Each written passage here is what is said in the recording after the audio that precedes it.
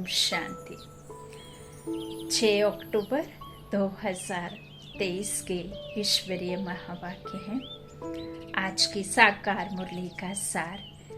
मीठे बाबा ने कहा, मीठे बच्चे, याद में रहने की ऐसी प्रैक्टिस करो जो अंत में एक बाप के सिवाय दूसरा कोई भी याद ना आए। प्रश्न है, किस एक श्रीमत को पालन करने से तुम बच्चे तकदीरवान बन सकते हो? उत्तर में बाबा ने कहा, बाप की श्रीमत से बच्चे नींद को जीतने वाले बनो। सवेरे का समय बहुत अच्छा होता है। उस समय उठकर मुझ बाप को याद करो तो तुम बख्तावर बन जाएंगे। अगर सवेरे सवेरे उठते नहीं हैं तो जिन सोया तिन खोया। सिर्फ सोना और खाना यह तो गंवाना है, इसलिए सवेरे उठने की आदत डालो। गीत है, तूने रात गंवाई सोए के। बाबा ने ये जो गीत की लाइन डाली है, उसका मतलब ये नहीं है कि जो रात में हम सो जाते हैं और सुबह उठ जाते हैं तो उस रात की और उस सुबह की बात नहीं बाबा ने की है। जब हम दुख की दुनिया में कदम रखते हैं और हम आत्मा की विस्मृति में जाते हैं, तभी से दुख की शुरुआत हो जाती है। और सिर्फ हम उस दुनिया को ही अपना समझ बैठते हैं जो हमारी होती ही नहीं है। इस देह के संबंधों को, विकारों को, तो इस झूठी शरीर को हम अपना मान बैठते हैं। देह भान में रहे ना जाने क्या क्या विकर्म कर बैठते हैं। तो उस रात को, जो कि हम असली नींद में नहीं जागे होते ना, अभी परमात्मा ने हमें जगाया है रात की नींद से, है ना, सुख की दुनिया में जाने के लिए। तो तूने रात गवाई सोए के। अब बाबा ने हमें दिव्य चक्षु दिया है, जगाया है आत्मा को, है ना, उठाया है कि नहीं। ओम शांति। यह कहानी बच्चों प्रति है। बाप कहते हैं, बच्चे, खाना और सोना यह कोई लाइफ नहीं, जबकि तुम बच्चों को यह अविनाशी ज्ञान रत्नों का दान मिल रहा है। झोली भर रही है, फिर सोना और खाना यह तो गंवाना है। सवेरे उठने की बड़ी महिमा है, भक्ति मार्ग में भी, ज्ञान मार्ग में भी, क्योंकि सवेरे के समय बहुत शांति रहती है। आत्माएं सब अपने स्वधर्म में रहती हैं, शरीरी होकर विश्राम पाती हैं। नींद को भी आदि मौत की नींद कहा गया है। जब नींद में आत्माएं रहती हैं, यूँ तो शरीर विश्राम करता है, शरीर थकता है, आत्मा कहती है कि अब इस शरीर को विश्राम चाहिए। तो जब वह सोते रहते हैं तो माहौल, एनवायरनमेंट, वातावरण बिल्कुल एकदम शुद्ध रहता है, क्योंकि किसी भी तरह की आत्मा कर्म में एक्टिव नहीं रहती। तो वो किसी तरह के हलचल में ना होने की वजह से, कोई कर्म ना करने की वजह से एकदम वातावरण शांत, पीसफुल रहता है। और आत्माएं सोने की वजह से स्वधर्म अर्थात शांत, उनका जो स्वधर्म है उसमें वो उस समय रहती हैं, अशरीरी होकर विश्राम पाती हैं। उस समय याद बहुत रहती है। दिन में तो माया का धम चक्र चलता रहता है। यह एक ही टाइम अच्छा है। अभी हम कौड़ी से हीरे जैसा बन रहे हैं। बच्चों को बाप कहते हैं, तुम हमारे बच्चे हो, हम तुम्हारे बच्चे हैं। तुम हमारे बच्चे हो, हम तुम्हारे बच्चे हैं। बाप बच्चा बनता है, यह भी समझने की बात है। बाप कहता है, क्या कहता है, तुम मुझे बच्चा बना लो या बाप बना लो। बच्चा बनाकर अपना सब कुछ मुझे दे दो और बाप बनकर मुझसे सब कुछ ले लो, है ना। यदि हम बच्चा बन जाएंगे तो बाप का सब कुछ हमारा हो जाएगा, और यदि हम उससे बच्चा बना लेंगे तो जो हमारा है वो सब कुछ उसका हो जाएगा। अब हमारे पास तो कुछ नहीं है, हमारे पास तो सब जो भी है वो सब कैसा है, नालायक है ना। जो भी बाबा हमसे लेते हैं बच्चा बन कर के, तो वो सब बेकार है ना। इस पुरानी दुनिया के कमजोर संस्कार है ना, उसे मांगता है। जीते जी मर जीवा बनने की बात बाबा कहते हैं। तो बाबा कहते हैं यह जो टाइम है ना बहुत अच्छा है, हीरे जैसे बनने का है। इसलिए कहते हैं तुम हमारे बच्चे हो, हम तुम्हारे बच्चे। बाप बच्चा बनता है, यह भी समझने की बात है। बाप अपने बच्चों को वर्षा देते हैं। वैसे मैं सौदागर तो हूँ ही, हाँ, सौदा करता हूँ तुमसे। रत्नागर सौदागर भी कहते। तो तुम्हारा कौड़ी जैसा तन मन, यह सब बर्थ नॉट अ पैनी है, वह पुराना तुम्हारा सब कुछ लेकर फिर तुमको दे देता हूँ कि ट्रस्टी होकर संभालो। तुम जन्म बाय जन्म गाते आए हो, कुर्बान जाऊंगी, बलिहार जाऊंगी, हमारा तो एक दूसरा ना कोई, क्योंकि सजनिया तो तुम सब हो। बाबा कहते हैं तुम सब आत्माएं जो हो मेरी सजनियां हो, क्योंकि तुम एक ही माशूक को याद करती हो, है ना। दुख में सिर्फ और सिर्फ उस परमात्मा को ही, भगवान को ही याद करती हैं आत्माएं, शांति के सागर को। तो बाबा कहते तो एक ही साजन को याद करेंगी। देह सहित सब संबंधों को भूलते भूलते एक की ही इतनी याद रहे, जो अंत में ना यह शरीर ना कोई और याद आए। इतनी प्रैक्टिस करनी है। सवेरे का समय बड़ा अच्छा है। तुम्हारी यह सच्ची सच्ची यात्रा है। वह तो जन्म बाय जन्म यात्राएं करते आए, लेकिन मुक्ति को तो पाया नहीं, तो झूठी यात्रा हुई ना। यह है रूहानी और सच्ची मुक्ति और जीवन मुक्ति की यात्रा। मनुष्य तीर्थों पर जाते हैं तो अमरनाथ, बद्रीनाथ याद रहते हैं ना।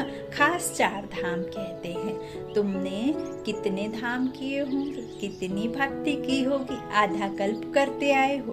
अब इन बातों को कोई भी जानते ही नहीं। बाप ही आकर लिबरेट करके फिर गाइड बनकर साथ ले जाते हैं। कितना वंडरफुल गाइड है। बच्चों को ले जाते हैं। मुक्ति, जीवन मुक्ति धाम, ऐसा गाइड कोई होता नहीं। सन्यासी लोग सिर्फ मुक्ति धाम कहेंगे। जीवन मुक्ति अक्षर उनके मुख से निकलेगा नहीं। उसको तो वह कागविष्टा समान अल्पकाल का सुख समझते हैं। तुम बच्चे जानते हो बाप है दुख हरता सुख करता।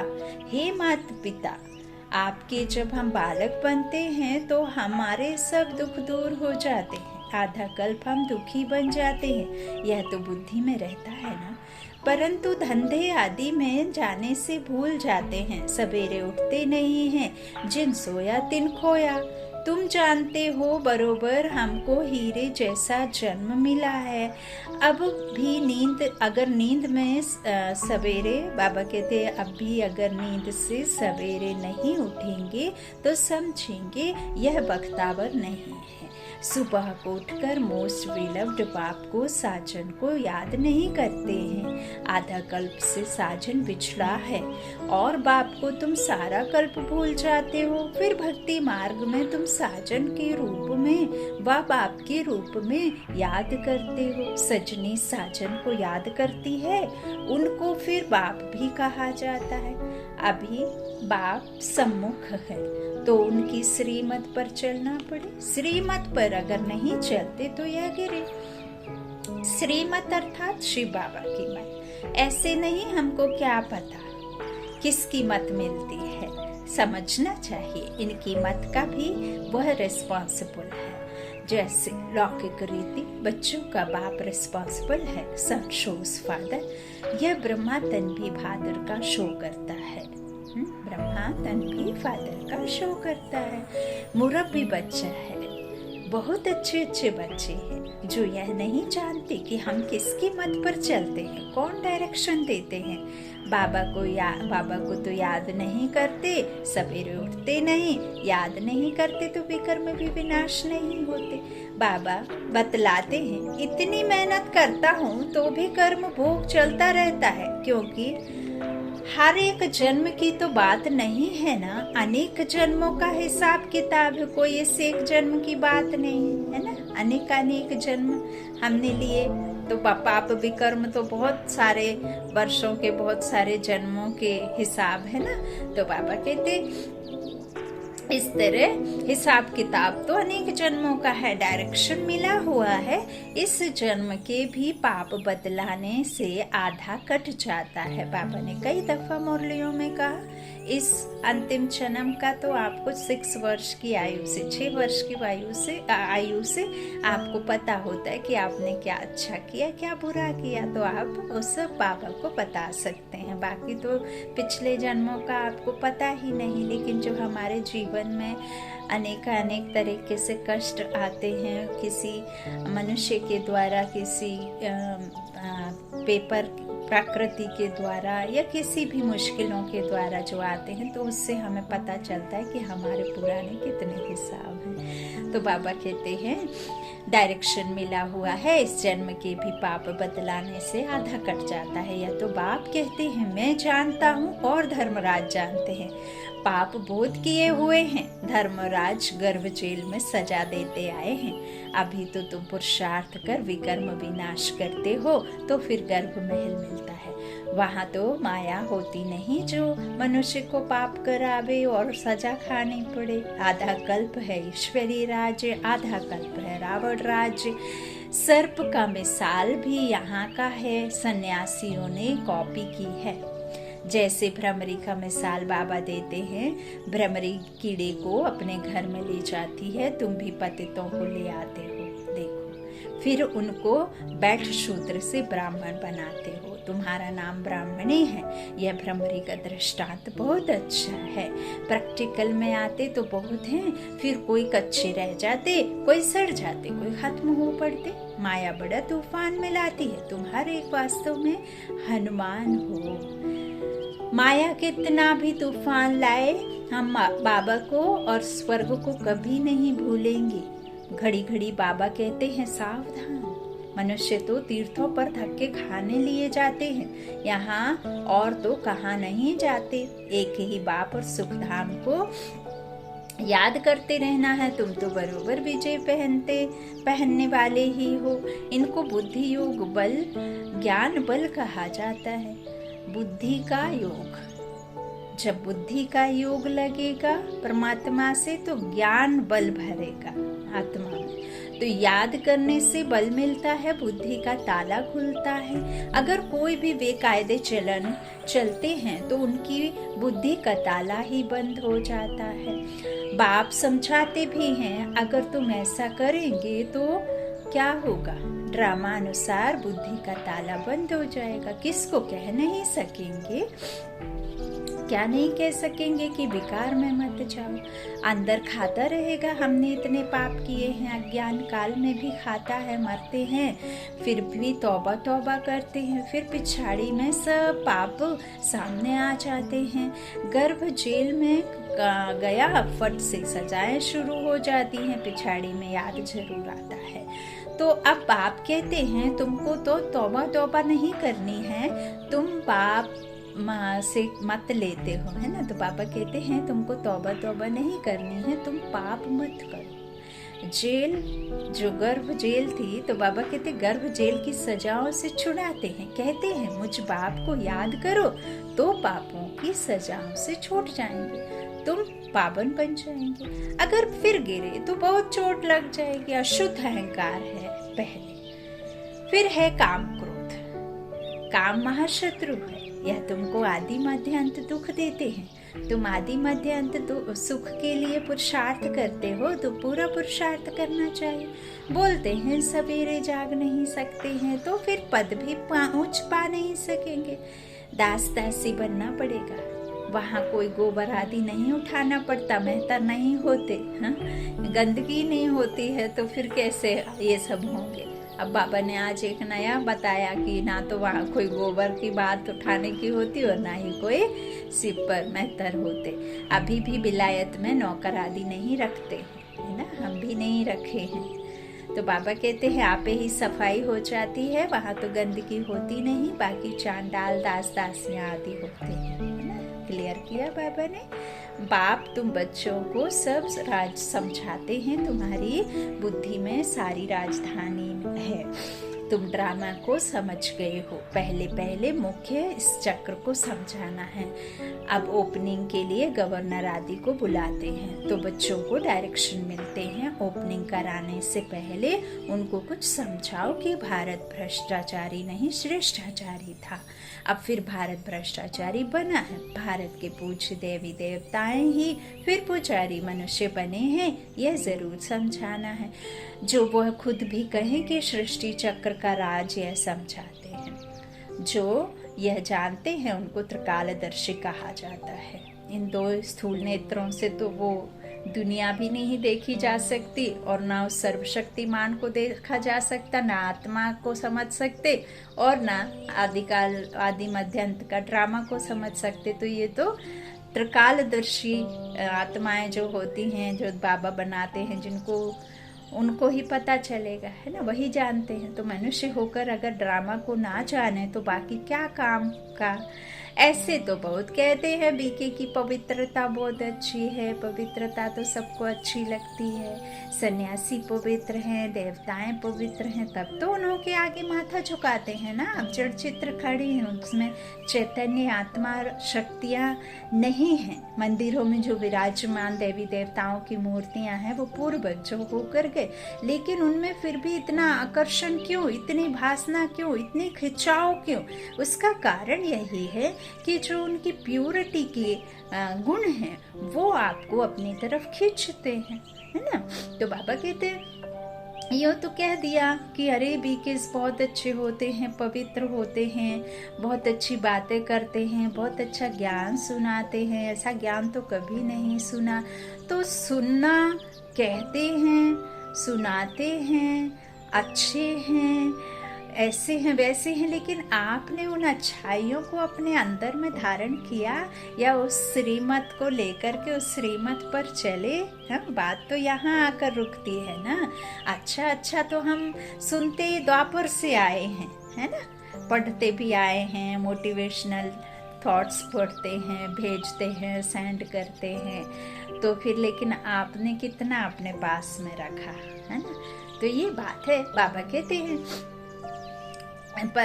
यह तो फिर देवताएं पवित्र हैं तब तो उनके आगे माथा झुकाते हैं ना, परंतु यह और बात है, पतित पावन एक परमात्मा ही हो सकता है। पतित से पावन बनाने वाला मनुष्य गुरु हो ना सके, यह समझाना चाहिए। कृपा करके इस बात को आप समझो तो आपका पद बहुत ऊंच हो जाएगा। भारत पूज्य से पुजारी कैसे बना है, भारतवासी देवी देवता 84 जन्म कैसे लेते हैं, यह समझाओ।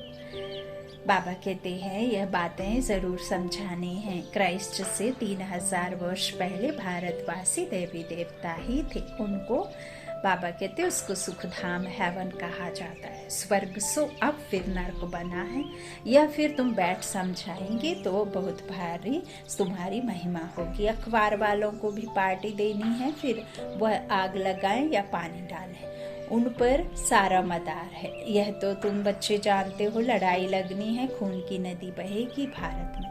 हमेशा यहाँ से ही खून की नदी बहती आई है। अभी पार्टीशन हुआ तो कितने मनुष्य दर बदर हुए, एकदम अलग अलग राजधानी हो गई, है ना। अभी देखो तेलंगाना और आंध्रा अलग अलग भी हो गए। तो इस तरह से बाबा कहते यह भी ड्रामा में नूंद है, आपस में लड़ते फ्रैक्शन डालते हैं।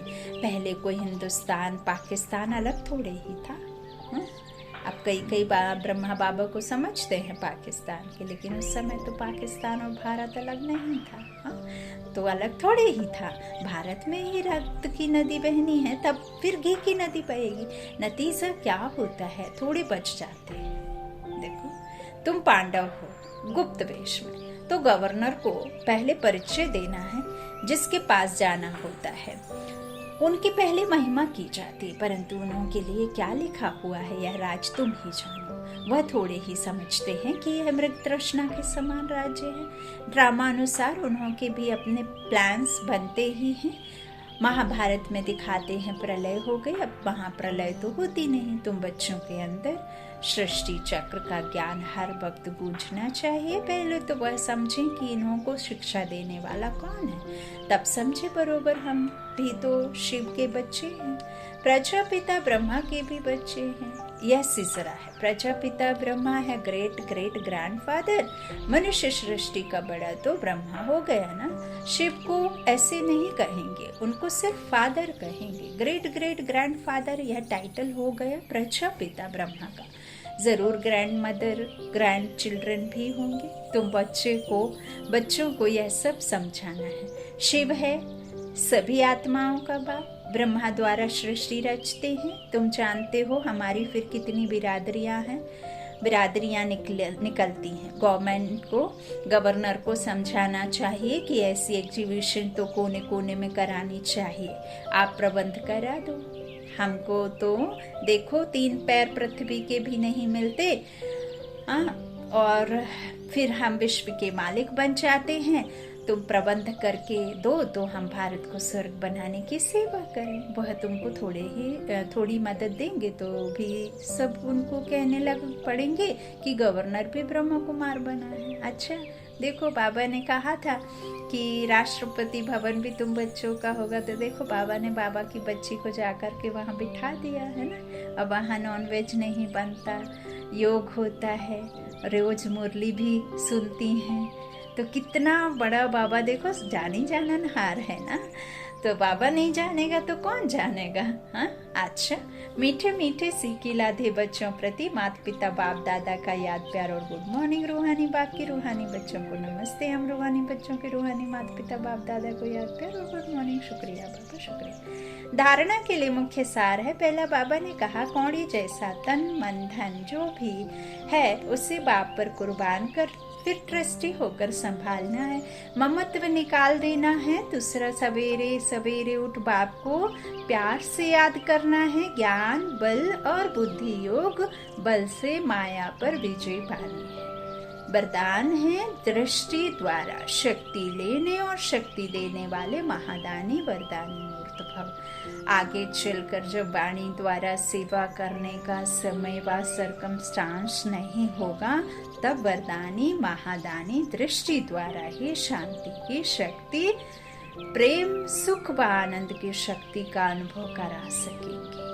जैसे जड़ मूर्तियों के सामने जाते हैं तो चेहरा द्वारा वाइब्रेशन मिलते हैं, नयनों से दिव्यता की अनुभूति होती है। तो आपने जब चैतन्य में यह सेवा की है तब जड़ मूर्तियां बनी हैं, है ना। अभी के यादगार ही है ना। तो इसलिए दृष्टि द्वारा शक्ति लेने और देने का अभ्यास करो, तब महादानी वरदानी मूर्त बनेंगे। अब सतयुग में तो देवी देवताओं के राज्य में आपने जो यहाँ पढ़ाई की उसकी प्रालब्धि प्राप्ति होगी, है ना। जितना ऊंचा पुरुषार्थ ऊंचते ऊंच बाप की श्रीमत पर चलेंगे उतना ही आपको वहाँ मर्तबा मिलेगा। बाकी बाबा ने क्लियर कर दिया कि वहाँ शिव पर आदि कोई होते नहीं, नौकर चाकर जैसे अभी फॉरेन वगैरह में नहीं होते, हमारे यहाँ भी नहीं है। जहाँ हमें बाबा ने दाना पानी बनाकर निमित्त बना बैठा, तो वहाँ पे भी नहीं। तो बाबा कहते वहाँ पे तो खुद ही सफाई करेंगे और इतनी सफाई रहेगी, गंदगी फैलती ही नहीं, है ना। तो बाबा कहते बाकी चांडाल रॉयल फैमिली के और नौकर चाकर महाराजा महारानी के महलों के और दरबारों के होंगे। तो इस तरह से बाबा समझाते हैं कि अभ्यास करो तब तो महादानी बनेंगे, है ना, वरदानी मूर्त बनेंगे। स्लोगन है फीचर्स में सुख शांति और खुशी की झलक हो तो अनेक आत्माओं का फ्यूचर श्रेष्ठ बना सकते हो। फीचर्स में सुख शांति और खुशी की झलक हो तो अनेक आत्माओं का फ्यूचर श्रेष्ठ बना सकते हो। अच्छा, ओम शांति। शुक्रिया बाप दादा, शुक्रिया आप सभी भाई बहनों के स्नेह का प्यार का। ओम शांति।